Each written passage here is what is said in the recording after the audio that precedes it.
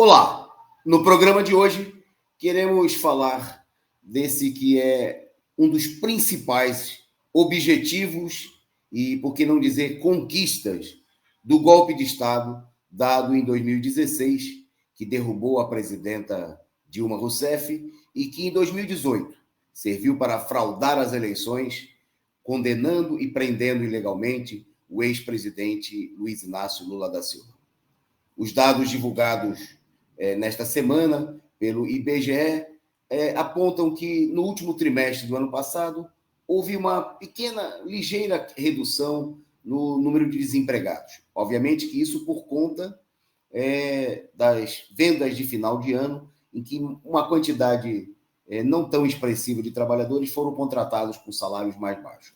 Mas o dado fundamental é esse que vocês têm aí na tela, nesse gráfico, que mostra que no final do ano passado nós chegamos ao mais baixo nível de rendimento médio dos trabalhadores ao longo de 10 anos. Isso mesmo.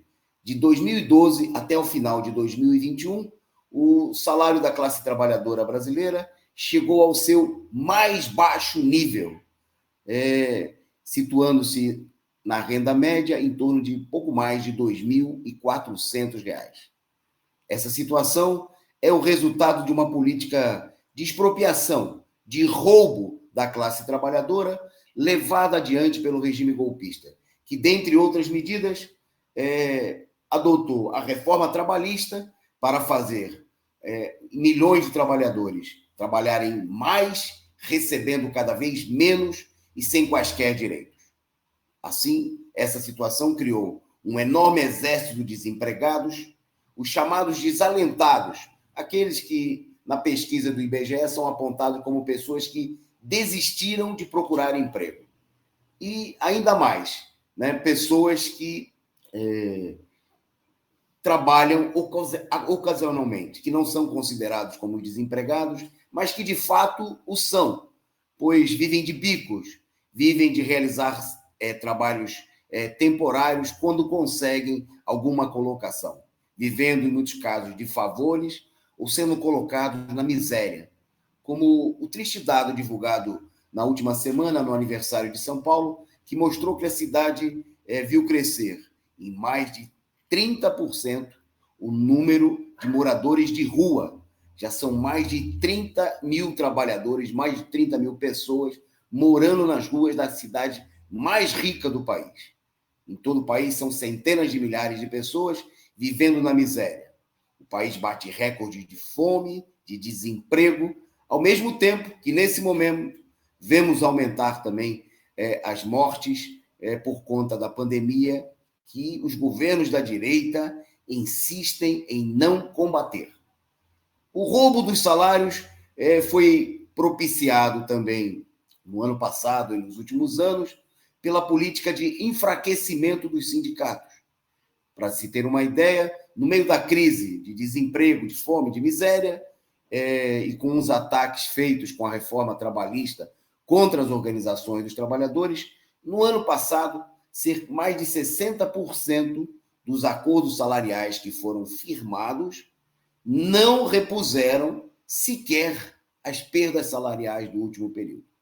Isso não é pouco, porque nós estamos num momento de acelerada alta da inflação, em que os salários vêm sendo altamente corroídos, coisa que não aparece muito claramente na média salarial, porque ela não corresponde, infelizmente, ao conjunto, a situação da maioria dos trabalhadores. Hoje, mais de 70% dos trabalhadores brasileiros ganham menos de 3 salários mínimos. E é bom lembrar que o salário mínimo não é, infelizmente, aquilo que deveria ser o mínimo necessário, vital, para sustentar uma família trabalhadora. Segundo o IBGE, o valor para atender a essas necessidades estava situado, em dezembro passado, em cerca de R$ 5.900.